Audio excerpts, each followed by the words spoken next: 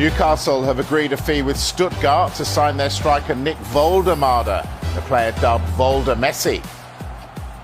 So the burning question, what does that mean for Alexander Isak? Hi, welcome along to the Transfer Show. The inside track on Newcastle's deal to sign the star of the Under-21 European Championship is coming up.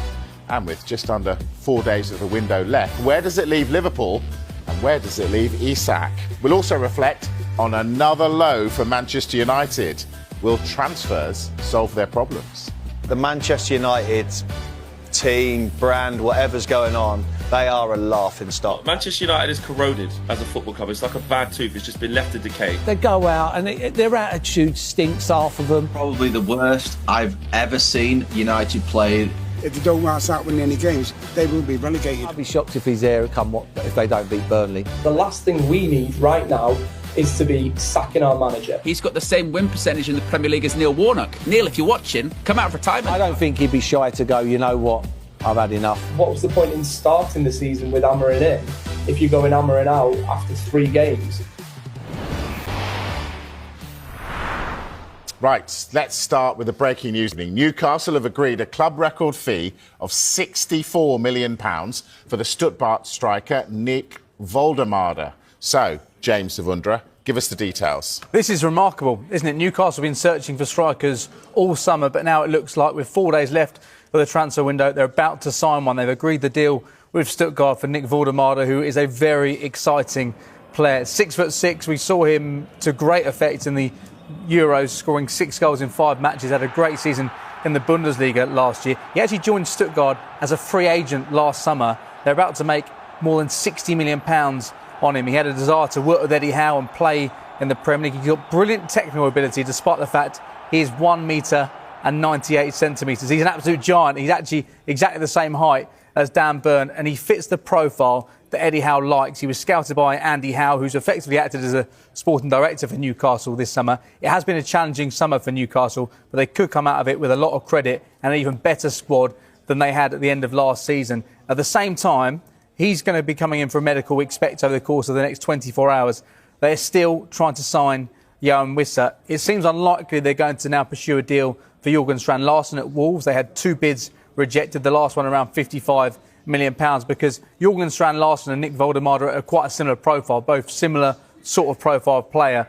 Now, what this does potentially do, if Newcastle do sign Johan Wissa and they do sign Nick Woltemade, which they seem very close to doing, it does open the door for a Premier League record bid from Liverpool for Alexander Isak, and Alexander Isak being allowed to leave Newcastle for Liverpool if a bid comes in. Keith Downey is up in the northeast, he covers Newcastle, and he joins us now. Right, Keith, we've gone through the nuts and bolts of the deal, but what everybody watching wants to know is, what does this mean for Alexander Isak?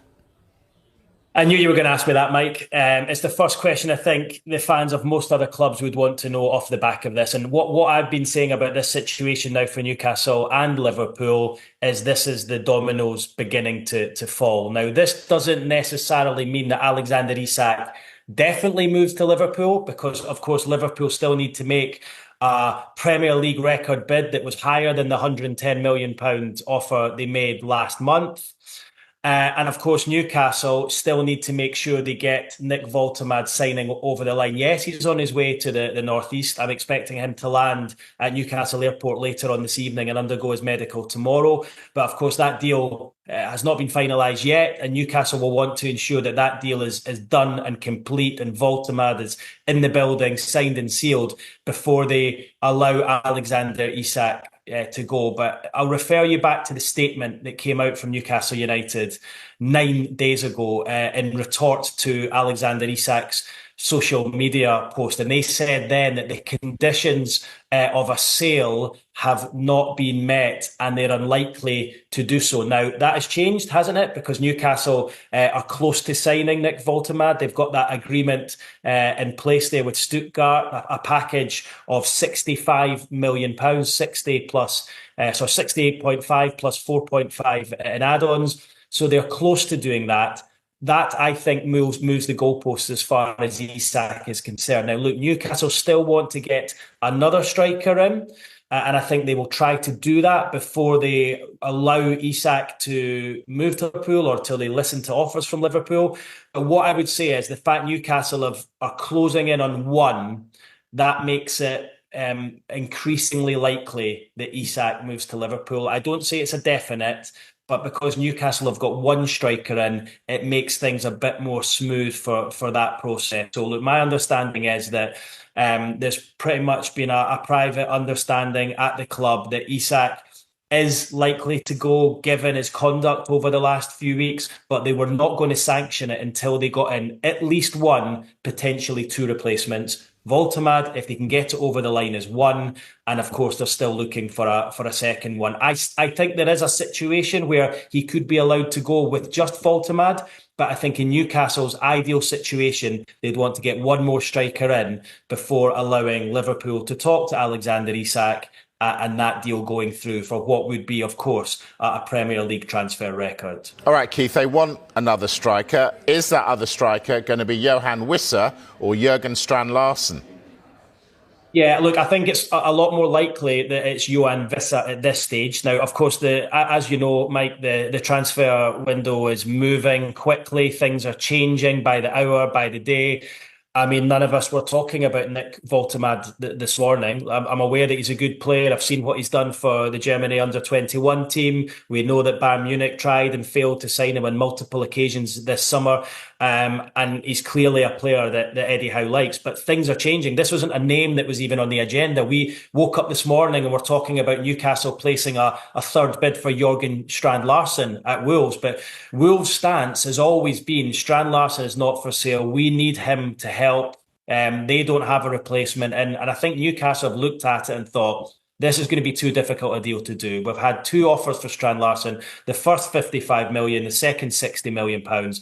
Both of them have been turned down. They've been told pretty much he's not for sale. They could keep knocking at that door and be left with no one. So they've turned their attentions to Woltemade. He's a similar sort of player to Strand-Larsen, big, tall, imposing striker. Woltemade, 6'6". I think Strand-Larsen's maybe about 6'4". They're big, towering target men. So I don't see Strand-Larsen coming in as an addition to Woltemade. However, Johan Wissa is a completely different sort of player, as we know. Diminutive, 5'9", quick. He's a runner, runs in behind, and Newcastle still have an interest, and they have done for the best part of the last 6 weeks for him. Brentford looking to bring in a replacement of their own. They've failed to do that so far, but my understanding is Newcastle's interest is still there in Wissa, and I think if they were able to get Woltemade and Wissa over the line, which would pave the way for Isak to leave, that would actually still be seen as a really positive situation, given where they were at the start of the week and the saga that surrounded Alexander Isak. So look, Newcastle could end up getting two good players out of this. Yes, they're losing a world-class striker in Alexander Isak,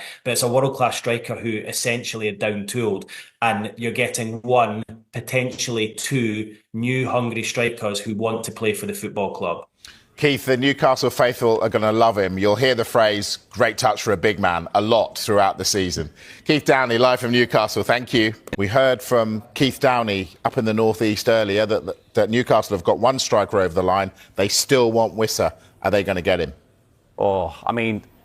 Saying off air, I think this could be the busiest and potentially most exciting deadline day I can remember for some time, for many reasons. One of the reasons is that I do feel there's maybe another twist in the tail in the Johan Wissa.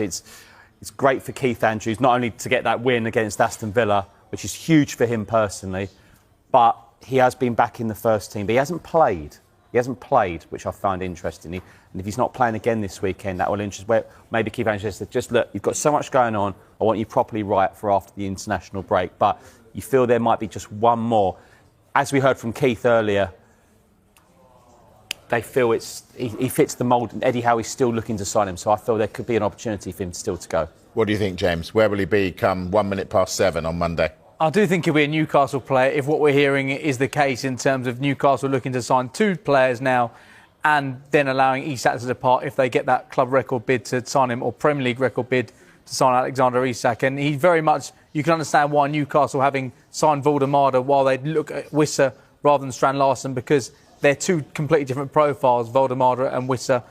he won't be playing this weekend. It's whether or not the next competitive appearance in the Premier League is in the black and white or the red and white. I think it'll be the black and white, Mike. Of Alexander Isak and Sandro Tonali. And I've said on the show, Mike, throughout the months that, OK, it's been a lot of negativity of Isak, but Newcastle have recruited ever so well over the last few years. Obviously, it started with Bruno Guimaraes, and they're at that level now. We've just had a Champions League draw involving Newcastle United. So there's been a lot of doom and gloom, but this would be a huge signing. Yes, he's, no pun, but 6'6", very, very tall, but very, very creative as well. And someone said to me, he reminds him of Zlatan Ibrahimovic. I mean, that is some comparison. But what I'd like to know is from more Newcastle-based journalists and Mark himself as well, maybe over the next few days, is why now? Was this always on the agenda? This is done very quickly. And maybe Keith would be able to we think it might have been. Yeah. We don't know that behind the scenes they've not been working on it for some time. Exactly. And it sounds like it possibly was. Now, it's always a great... Eddie Howe is always a great listen. So engaging, honest. You know, how disappointed he's been with the whole situation. But our understanding is that Andy Howe, his brother, has played a huge part in this. So some good news for Newcastle United. Yeah.